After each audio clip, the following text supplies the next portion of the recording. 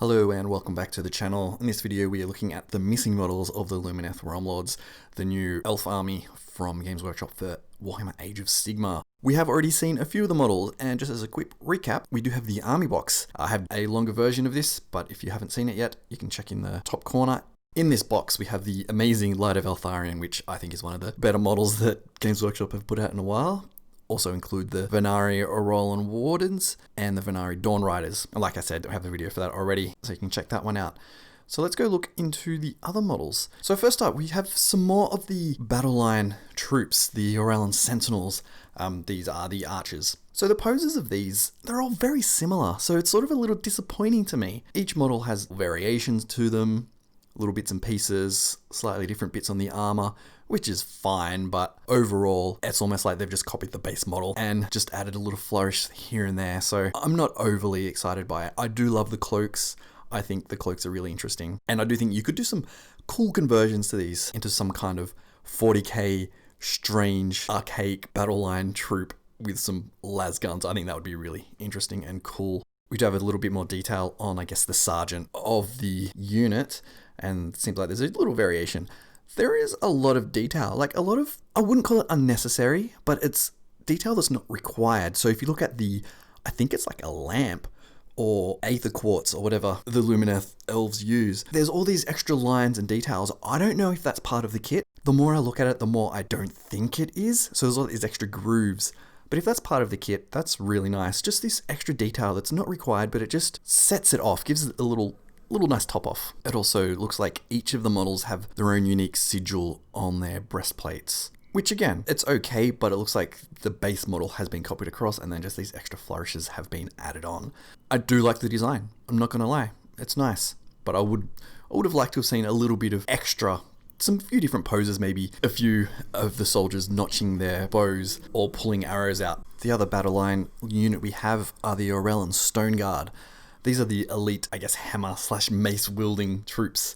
I'm not sure if I like the helmets. I'm really undecided on it. I think they're a bit too big, but I just can't decide if, no, I don't like them, or yes, I really do like them. I don't love them. I don't absolutely hate them. I can't quite get my head around it. I adore the poses of these. I'm always a big fan of big cloaks and big capes, and these would definitely, I want to get a set of these to convert to something in 40k. A retinue for some Inquisitors, or possibly some, who knows, some Psychers, some Sanction Psychers, that'd be really cool. I do love the bull motif that they are going with, which is a weird, unexpected direction, except for the helmets, it's a bit strange. But the banner, I love that banner. Not so much the design of the bull on there, but how it's all laid out, and it's not your typical straight banner. It's much more narrow and more comes down to a point. But like I said, the poses are really nice. The color schemes are beautiful. I really love the grays and blues and the creamy whites that they use. And it looks like the armor itself does have a lot of detail in there. I've looked at this in another video where I talk about the detail there. I think particularly in the Light of Eltharion, there's a lot of extra detail, a lot of little cuts and grooves in there. I'm assuming that that is actually part of the model, but if not, you got to do a little bit of paintwork to get there. I'm hoping it's part of the model, because that would be really nice. And then we have the Scinari Cathallar. It looks like this is not a named character, but a type of unit. In the description of this model, it's referred to in plural, and the description goes as, in battle, Scinari Cathallar's weaponize this emotion, drawing it from their enemies and turning it against them. Foes are rendered helpless by the overwhelming rush of despair and darkness. This model is beautiful. It is. I love the paint job on the face and sort of that sheer veil over there, the smoke that's coming out of the fire cauldron thing that they're holding, the flow of the cape standing on like this ruin, which is seen throughout all of the Lumineth Realm Lords models. I should say there's not a lot of detail on here, but it looks like the trimming is all part of the model itself, which is really nice. So yeah, this is a really interesting model. To me, it's a sort of a strange model. It doesn't seem to fit in an army. The design of it, while it does have the flowing outward shapes similar to the bull horns, it seems a bit more ornate and doesn't really seem connected to the rest other than just the shape. So that's more of a design question that I have about it. But overall, it is a nice model. Next up, Before we get into looking at some of the more named characters and more special units, I thought we would look at some of the endless spells. So first up we have the Sanctum of Amyntok, also the Hysian Twinstones and the Rune of Petrification. So the Sanctum is in the image on the right hand side, which is the 3 different runes, the yellow runes with crackling lightning energy. So this is a manifestation of a ritual circle. The life force of the realm pours through the ground to create crackling shield. So the rune forms have multiple meanings. It's rescue, but it also means imprisonment. So incoming harmful attacks and energies are converted into flashes and whip cracks of light, lashing out at any foes foolish enough to come too close. So we haven't seen any rules for this, but I imagine that it creates like a sanctum, a sort of protective circle. So if you get close or attack someone or whatever unit is in the middle of that circle, it will sort of repel that attack back at them. So that's a really interesting one. The second one we have is the Hysian Twinstones. So they're 2 matching prism-like gems, each larger than an elf, hover in the air in a slow orbit when summoned. They act as reservoirs of arcane power, each collecting aetheric energy and charging the other. A skilled Lumineth Realm Lord wizard can draw on nearby Twinstones to enhance their own abilities.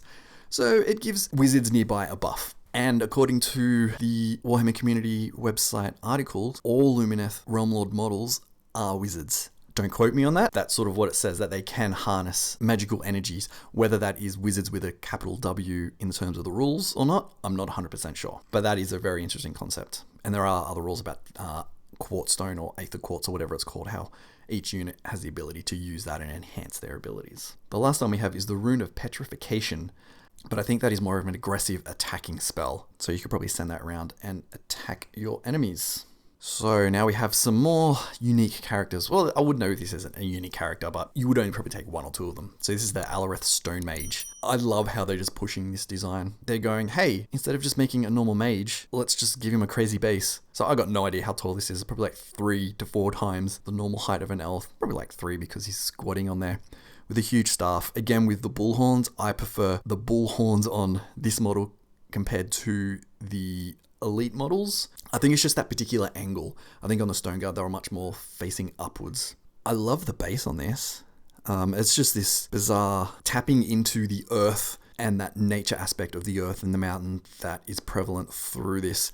When you think of mountains and the earth, you think of something very strong and powerful and very large, and the same as a bull, something that's very strong and powerful.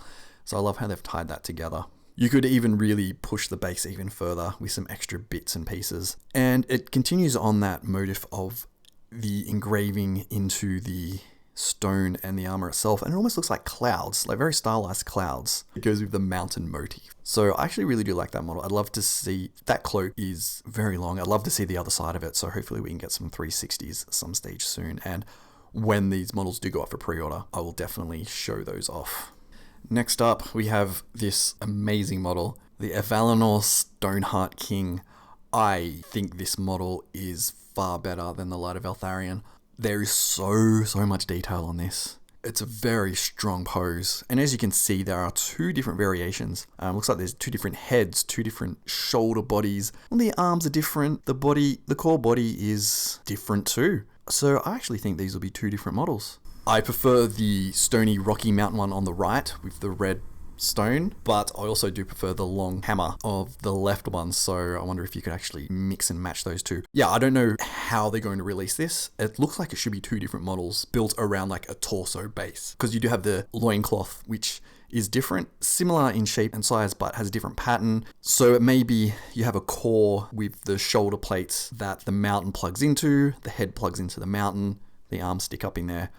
So it'd be really interesting to see, but I just love it, particularly, like I said, the right-hand one. This is where the bull motif really works on the head. I really love the elegant curved lines, the trimming on the armor, the wind pattern. I'm going to say that it is a stylized wind pattern now in the armor panels itself.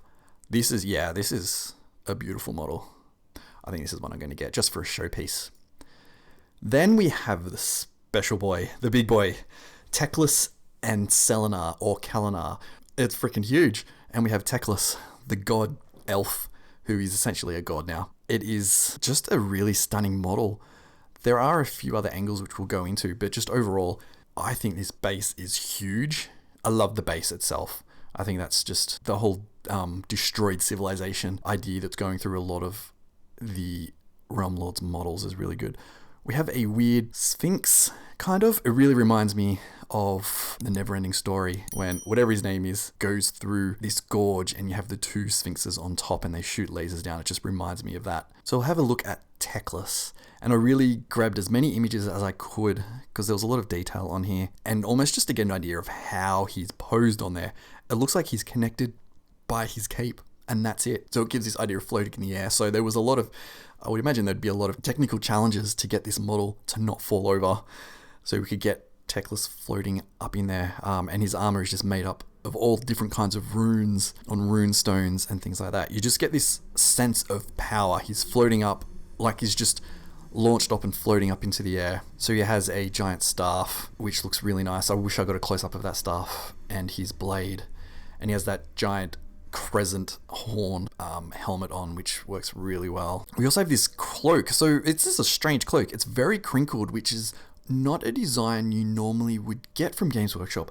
A lot of their cloaks are a lot more flowing and folded, like soft folds, rather than very harsh straight lines like this, and like going off at different angles.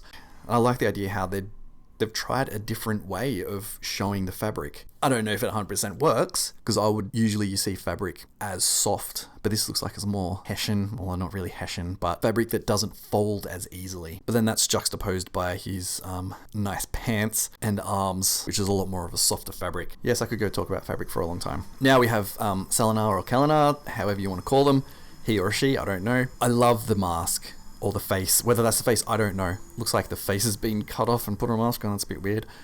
But again, it has this, I don't know what that round thing's called around the neck guard, we'll call it that. But it's full of sigils and those curved lines and then the tassels. I really love it. It's just this idea of elves as craftsmen, craftswomen who go above and beyond to create something functional but also very beautiful. So you get this form over function and function over form, which is always really, really nice. And yeah, I do love that mask. They could have gone with a normal animal head, like a bird face or bird face with a beak and something like that. But I think just putting this mask on there, it adds this level of mystery and magic to it, which is really nice. And then I wanted to pull a close up of the base because I love this base. I'm hoping that with the Realm Lords there is a series of terrain that goes this way. I know usually they will release this one big terrain piece, so I'm hoping it's a big ruined temple that looks just like this. I think that'd be really cool. So it really sells that idea of mountains, how they're timeless, and you have trees on there growing over this ancient ruin, which would be elven in origin, but the mountain and the land and time has taken over it to give this idea that the elves themselves are timeless. Their buildings may collapse and erode, but the elves will remain. And I think that base, there's so much detail in the base. I love the wheat details in there. I think that's really nice. I'm hoping this is a step forward for their base, the Games Workshop's base design, to add more details in there. And they have been doing that, I'm not going to lie, but this is almost like, it is completely unnecessary, but it also works really, really nicely. So I'm very excited about that. So that's all the models that we know of now for the Lumineth Realm Lords. There may be one or two cheeky ones that they haven't announced yet. I don't think so. Based on the last previous armies that they have released, it looks like there probably won't be any more, but I love these models. I think technically speaking and the technical design work that have gone into it just to get some of these models to stand up and not fall over is just a step forward for Citadel miniatures. I really think it is. So I'm super excited to get my hands on some of these, particularly the Stoneheart King. So tell me in the comments below, what is your favorite model out of this and what are you hoping to get your hands on? So if you have liked this video and want to see more, please definitely leave a comment and please do subscribe. Until next time, I will see you later. Goodbye.